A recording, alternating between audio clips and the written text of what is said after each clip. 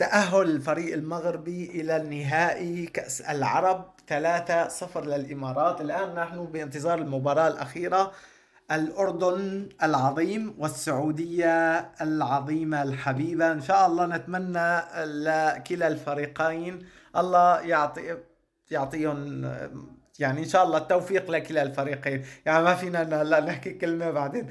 إن شاء الله راح نشوف اللي راح يفوز من الاثنين، اللي فريق يمثل بلاد الشام وفريق يمثل الخليج العربي. ان شاء الله التوفيق لكلا الفريقين، واثنيناتهم بيمثلوا الدول العربية العظيمة. ان شاء الله راح نشوف. تحياتي، مبروك للمغرب، هارد لاك للامارات، وراح نشوف الفريق الفائز ان شاء الله. ثانك يو everyone، شير لايك، صلى على النبي. ومبروك لسوريا، احمد الاحمد من استراليا، سوري ابن ادلب العظيمة اللي انقذ الاف الارواح.